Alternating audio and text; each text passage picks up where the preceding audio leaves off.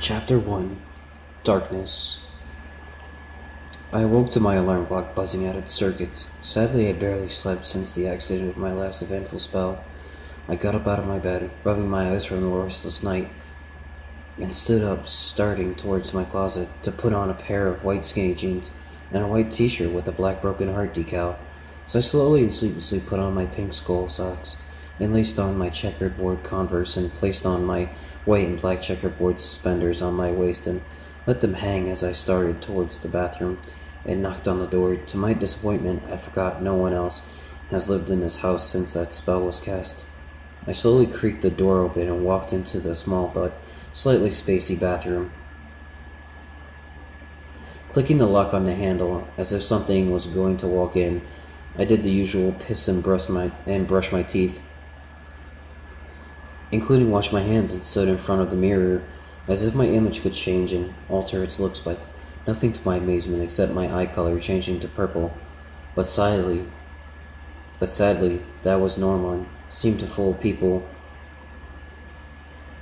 into thinking they were color contacts, but others knew about them, such as my friends and, well, Angie. Who is Angie?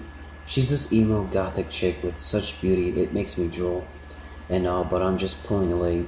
She's a beautiful girl with such intelligence, almost no boy or teen can handle her. I walked out of the bathroom and back to my room as I grabbed my red, almost crimson dark red hoodie that I bought recently at the mall a few days ago. I slid the hoodie on with ease and zipped it up only halfway, making a V shape and exposing my black-hearted t-shirt. Soon after, I grabbed my beanie hat, saying in white, quote-unquote, Neverland, as the base of the hat was black, and slid my white Samsung headphones up my shirt, and slid the input sound adapter into my Samsung S3 and clicked the sleep button on the side, which made the screen light up with my favorite band member, Johnny Three Tears from the band Hollywood Undead, and swiped the touchscreen, which brought me to the main page, showing my apps and alarm clock set for 5 a.m. I tapped on the headphones icon, bringing up my music selection and varieties to choose from, but I just clicked on my music library and tapped the playlist, then tapped Shadow's Emotions. Then I clicked upon my most recent song, that of which was Lion by Hollywood Undead, and started towards my door and down a dimly lit hallway. To my notice, there were pictures of my family and friends assorted from events and landscapes to exotic locations, including nighttime and moonlit nights upon fireworks and smiles to brighten the picture. As if sadness was not frequent among us, I took my attention of the pictures and continued down the hallway and down the stairs, holding firmly onto the railing that spiraled down into the living room that was dark and desolated, abandoned by life, and hope just lies there in darkness. I continued towards the kitchen as I heard rustling around in the living room. As I turned, I saw that it was my white female cat with pink eyes. Ah, you're awake. Honestly, I thought I was going to be alone down here in the darkness, she said as she hopped onto the counter. I took a look at her, scanning her small body from perked ear to swaying tail. As she stood there, sitting on her hind legs, observing me and watching me closely. You know, Snow, you could have just scratched at the door and I would have let you in, I said to her while wisping my eggs in a small container.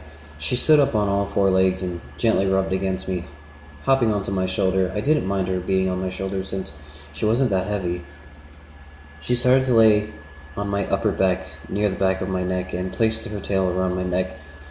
And as she gently breathes and purrs, I finished wisping my eggs and placed the wisp in the sink. As I opened the little cupboard underneath the sink and grabbed my small pan and placed it on the stove top while I poured vegetable oil into the pan and swayed it around so it coated the inside of the pan. Soon after, I turned the dial to high, which ignited the stove burner. As I poured the whisked eggs into the pan and dabbed salt and pepper into the liquidized eggs. Smells good. You're just missing a pinch of cinnamon, Snow proclaimed sleeplessly. No, I've already added cinnamon, I said as I flipped the crisp egg omelet into its other non-crisp side. So when are you going to tell Autumn how you feel about her? When are you going to tell Angie how you feel about her? Snow asked as she put her paw on my cheek and yawned. Snow, I can't, even though I want to, but she knows too much about me. She knows what I study. More or less, she knows I'm a Wiccan in the arts of spellcraft, dark magic, and light magic. Honestly, I was cut off by Snow touching her lips to mine in her cat form. I picked her up and placed her on the counter next to the fridge and continued to cook my food. After what seemed like a couple of seconds, I grabbed a plate and placed the cooked egg onto the empty white plate and placed the greasy pan into the sink and turned a knob which ran the water onto the pan, making it sizzle as it was deprived of its heat. Soon I noticed that Snow was now sitting on the counter in her beautiful human form. Once more I scanned her from perked ears to swaying tail and down to her toes as I placed the egg omelet onto the 2 pieces of bread and cut it into halves. I handed Snow her half. She gently took it into her hands and bit into the egg, and in her delight she swayed her tail as a compliment and started towards the living room. I started towards the living room and took my seat on the couch near the right arm and used my magic to turn on the TV and started flipping through the channels looking for sci-fi or at least something to watch to my amusement. I stopped on sci-fi. What was showing was a repeated episode of Defiance from the first season. Usually they didn't show much of Defiance anymore since the second season ended. I heard footsteps approaching from the kitchen as I saw Snow approach the couch looking at me. "Mind if I cuddle?" she said to me. I looked at her to see she was smiling at me at such beauty. "No, I don't mind." As soon as I said that, she took her spot near me, placing her head on my chest. At that moment, I felt as if I was home, as if this place was my home. From running away to finding Snow as a white cat and part human was my only family, and thoughts of her kissing me in her cat form raced through my mind. But did I really want to feel for her, or just let my heart speak for me?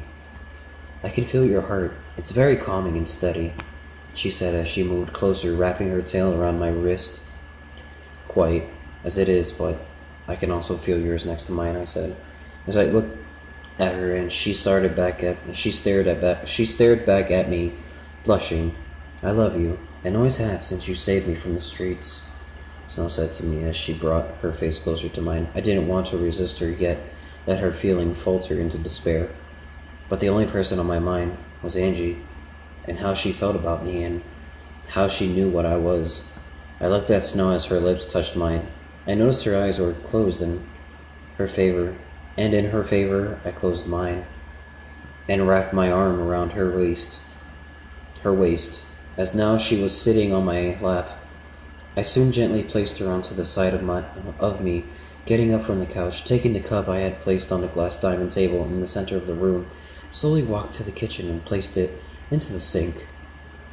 After so, I leaned against the counter, lost in my thoughts as to who I want, but the one I desired dear is Angie, but to her ability, she was not vacant in this little community. No, she lived far, not too far since she was in my heart. But however, 2 cities away, I didn't notice Snow was sitting in the counter on the other side of me. It's sad to her stealth or silent movement about the house is remarkable, but in my fault, I would have hurt her. "I'm sorry for what happened on the couch," Snow said with a sad expression on her face. I moved closer to her, gently taking her hand in mine and looking upon her beautiful pink eyes as I saw her ear twitch and her expression was still that of sadness. "You deserve this.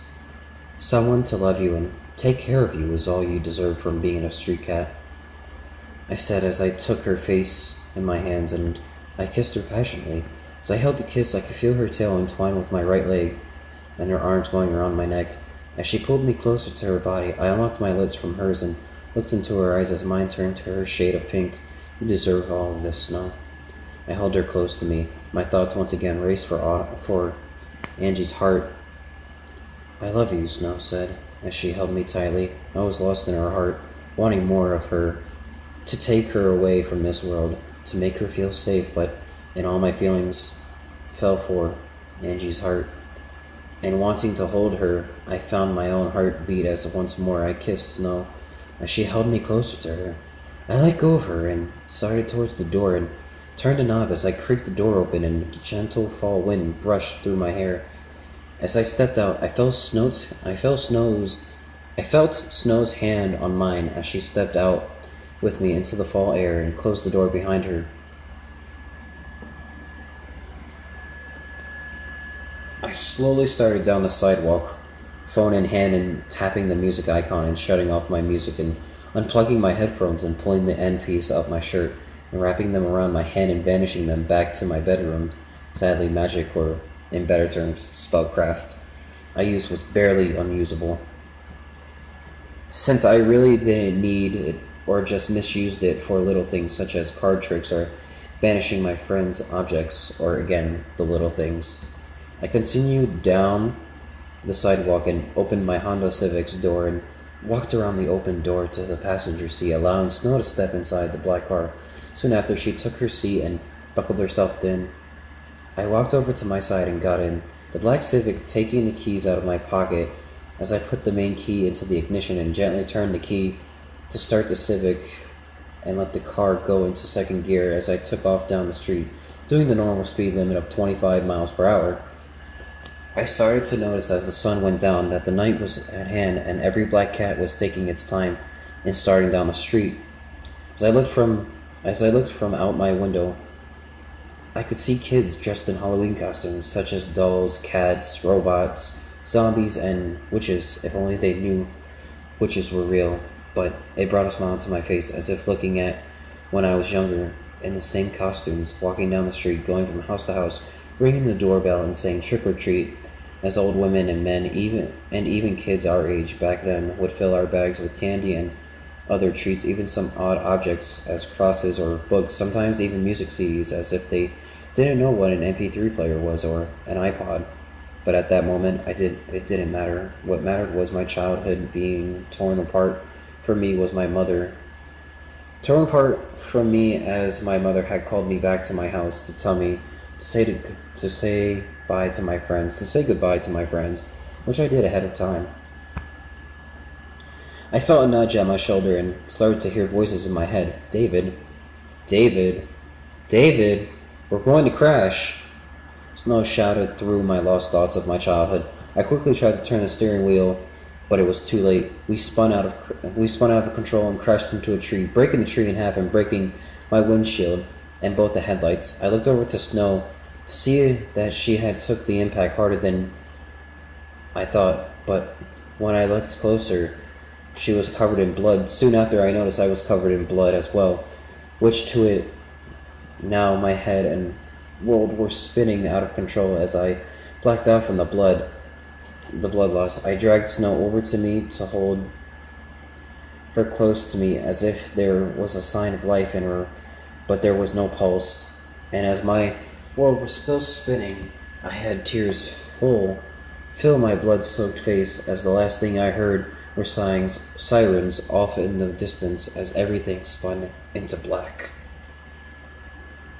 End of chapter 1.